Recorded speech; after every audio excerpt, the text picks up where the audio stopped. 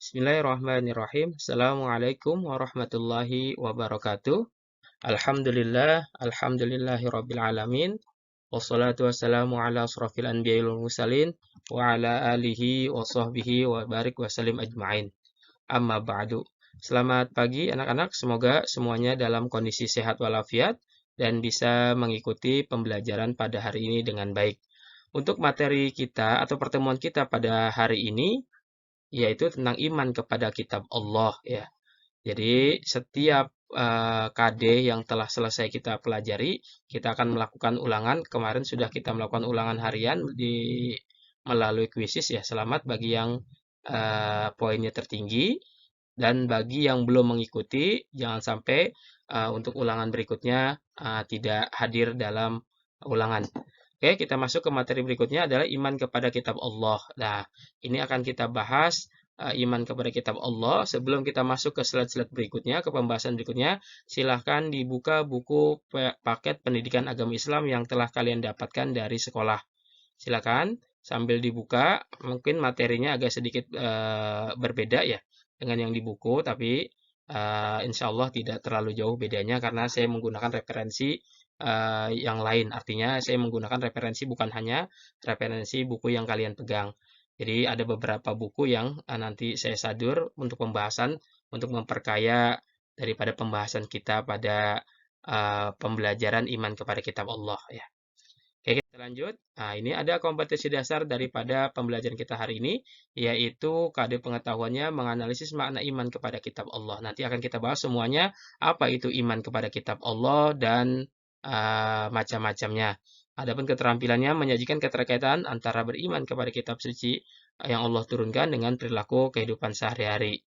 Kita lanjut ke tujuan pembelajaran. Nah, tujuan dari pembelajaran kita pada materi iman kepada kitab Allah yaitu peserta didik dapat mengetahui makna iman kepada kitab Allah, menjelaskan dalil, mengidentifikasi hikmah, manfaat, dan ciri orang yang beriman kepada kitab suci atau kitab yang diturunkan oleh Allah, dan menunjukkan perilaku beriman kepada kitab suci yang diturunkan oleh Allah Subhanahu wa Ta'ala.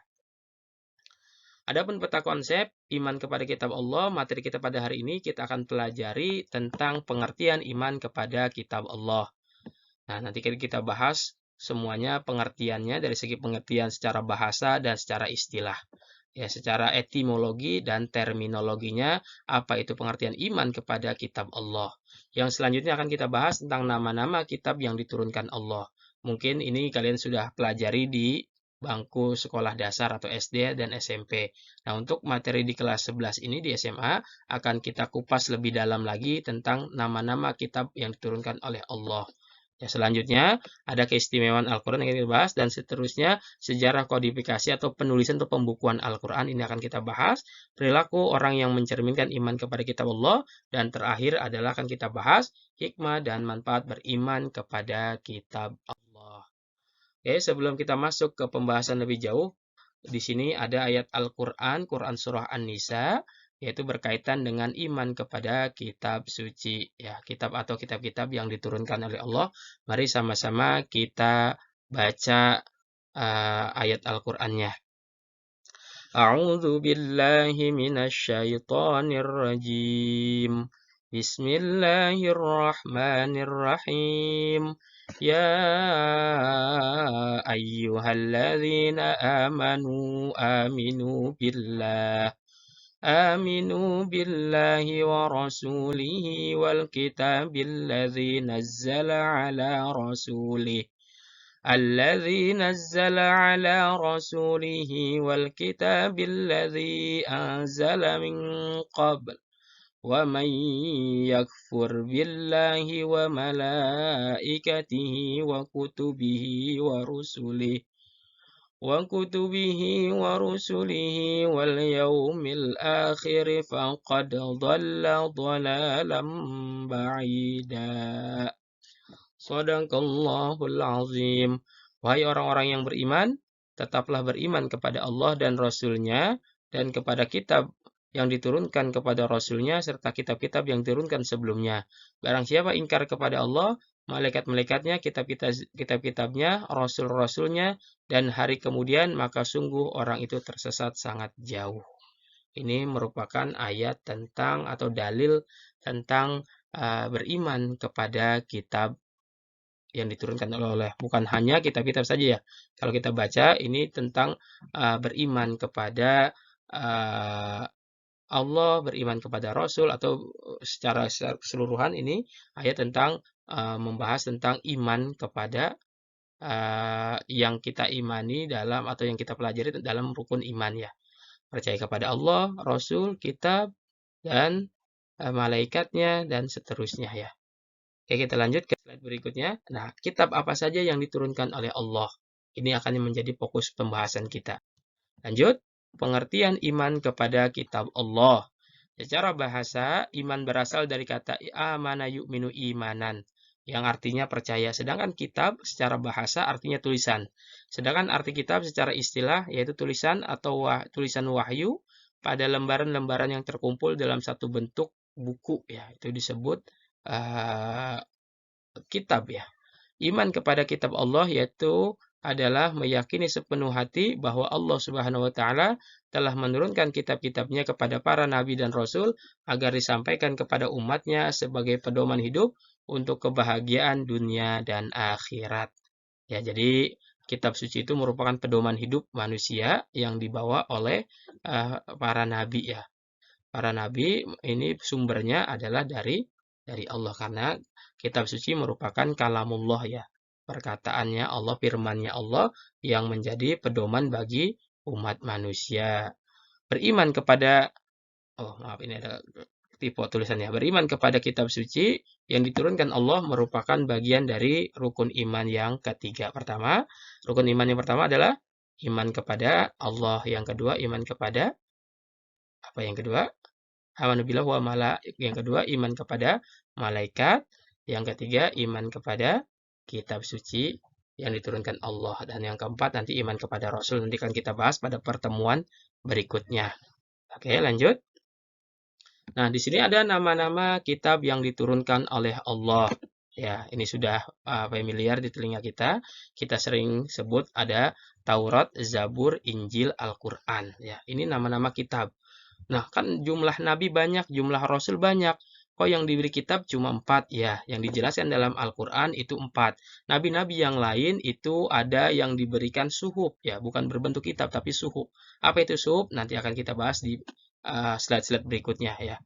Jadi yang pertama akan kita bahas adalah kitab Taurat. Kitab Taurat adalah kitab yang diturunkan Allah kepada Nabi Musa alaihi salam, ditulis dalam bahasa Ibrani, berisi 10 ajaran. Ini kitab Taurat ini diperuntukkan khusus untuk Bani Israel ya. Kenapa Bani Israel? Karena memang Nabi Musa ini diutus oleh Allah untuk Bani Israel. Berbeda dengan Nabi Muhammad. Kalau Nabi Muhammad itu diutus untuk seluruh manusia. Bukan hanya orang-orang Bani Israel saja, tapi semua manusia. Jadi kitab yang diturunkan Allah yang pertama akan kita bahas adalah kitab Taurat. Ini diperuntukkan untuk Bani Israel. Kita orang Indonesia bukan Bani Israel. Bukan orang-orang Israel. Jadi tidak wajib kalau seandainya pun kita hidupnya di zamannya Nabi Musa dulu ya. Katakan kita hidup di zamannya Nabi Musa. Nabi Musa adanya di sana di Palestina ya. Di Palestina, di Mesir, di Palestina ya. Awalnya dari Mesir lalu menyeberang ke Palestina ya. Terus kita hidup di Indonesia sejaman dengan Nabi Musa. Kita tidak wajib mengikuti ajaran Nabi Musa. Karena apa? Karena Nabi Musa itu diperuntukkan untuk Bani Israel saja. Ya, adapun 10 ajaran daripada kitab Taurat ini sambil dicocokin di buku ya. Karena agak sedikit berbeda ini. Jadi nanti tidak apa-apa ada perbedaan sedikit karena memang ini rujukannya saya dari rujukan beberapa buku ya.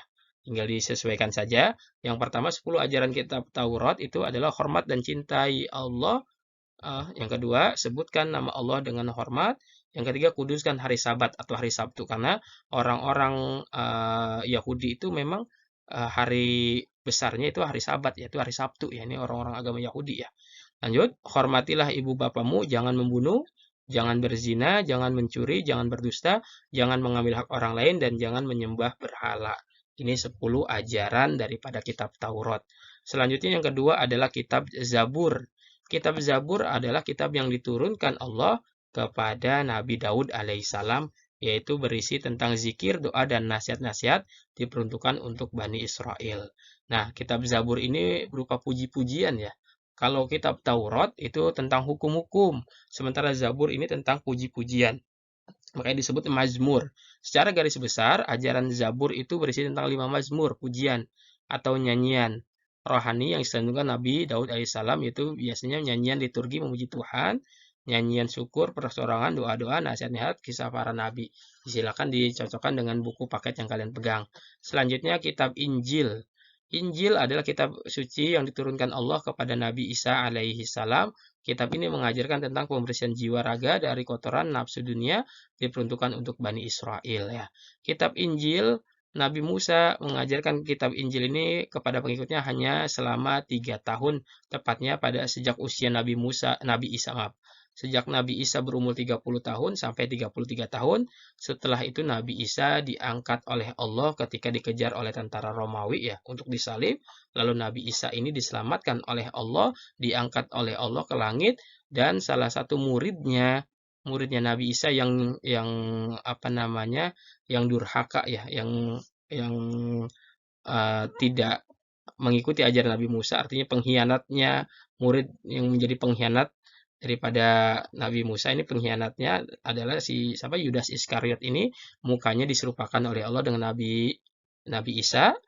Lalu kemudian yang ditangkap oleh tentara Romawi adalah mereka mengira bahwa si Yudas Iskariot ini adalah Nabi Isa. Padahal Nabi Isa sudah diselamatkan oleh Allah, diangkat ke langit oleh Allah, dan si Yudas Iskariot adalah orang yang di apa namanya, disalib ya. Ya, itu sepenggal kisah daripada, karena kita percaya yang Nabi Isa sampai saat ini adalah Nabi Isa yang diselamatkan oleh Allah itu masih hidup ya. Dan nanti akan turun kembali ke dunia ketika nanti akan datangnya hari akhir ya. Ya, so nanti untuk menghadapi Dajjal ya. Lihat di sini, kitab Injil yang sekarang beredar di masyarakat menurut kepercayaan umat Islam sudah berbeda dengan Injil yang diajarkan Nabi Isa, karena sudah dirubah oleh para pengikutnya. Jadi Injil yang sekarang itu sudah banyak distorsi ya, perubahan sana sini dalam isinya, karena memang sudah tidak terjaga kemurniannya, keasliannya daripada kitab Injil yang diturunkan pertama kepada Nabi Isa. Selanjutnya Al-Quran. Nah, ini kitab suci kita nih. Kitab suci yang diturunkan kepada Nabi Muhammad SAW. Ini kitab suci kita. Ya, ditulis dalam bahasa Arab, diperuntukkan untuk seluruh manusia. Jadi ketika Al-Quran diturunkan kepada Muhammad, ini Nabi Muhammad menasah semua ajaran-ajaran nabi-nabi terdahulu. Ketika kita lihat ketika Nabi Muhammad masih kecil, diajak berdagang ke negeri Syam oleh pamannya siapa? Abu Thalib ya. Lalu didatangi oleh seorang pendeta ya. Pendeta ini ahlul kitab ya. Dia paham tentang Injil, kitab yang dibawa oleh Nabi Isa. Dia mengerti, paham betul karena dia seorang pendeta. Lalu menanyakan, singkat cerita, saya potong sedikit ceritanya, bahwa dia memberitahu kepada pamannya Nabi Muhammad bahwa si Muhammad kecil ini nanti besarnya akan menjadi seorang nabi. Makanya tolong dijaga, tolong dirawat dengan baik. Kalau nanti Muhammad ini ketika sudah besar, diangkat menjadi seorang nabi, kata si pendeta Bukhairah ini, kalau nanti saya masih hidup, saya akan beriman kepada Muhammad. Saya akan mengikuti ajaran Muhammad. Karena apa? Karena sekarang, pada waktu itu Nabi Muhammad masih kecil, dan Nabi Muhammad belum diangkat menjadi seorang nabi. Jadi belum diangkat menjadi seorang nabi, si pendeta Bukhairah ini sudah mengetahui tanda-tanda kenabiannya, karena ciri-ciri fisiknya sudah dijelaskan dalam kitab Injil. Nah, lalu si pendeta ini berpesan, kalau nanti Nabi Muhammad kecil ini sudah dewasa dan diangkat oleh Allah menjadi seorang nabi, baru si pendeta ini masih hidup, dia akan beriman, dia akan mengikuti ajaran yang dibawa oleh Nabi Muhammad. Itu perkataan seorang pendeta. Jadi Nabi Muhammad ini diutus oleh Allah untuk semua manusia, bukan untuk kalangan-kalangan tertentu. Kalau nabi-nabinya seperti Nabi Isa, Nabi Musa, Nabi Daud, ini untuk kalangan Bani Israel saja. Tapi Nabi Muhammad, walaupun diturunkannya di Arab, bukan khusus untuk orang Arab saja, tapi untuk seluruh umat manusia. Oke, kita lanjut. Nah, untuk materi berikutnya, sejarah kodifikasi Al-Quran. Kodifikasi itu bisa penulisan, bisa juga pembukuan Al-Quran. Ini akan kita bahas pada pertemuan berikutnya. Jika ada pertanyaan pada materi ini, pembahasan saya yang kurang jelas, silakan komen di kolom komentar di Classroom ya, atau melalui WA, silakan japri saya di nomor saya. mungkin pembahasan hari ini cukup sampai sekian ya, sampai di sini. Hadanallahu wa iyyakum ajma'in. Wassalamualaikum warahmatullahi wabarakatuh.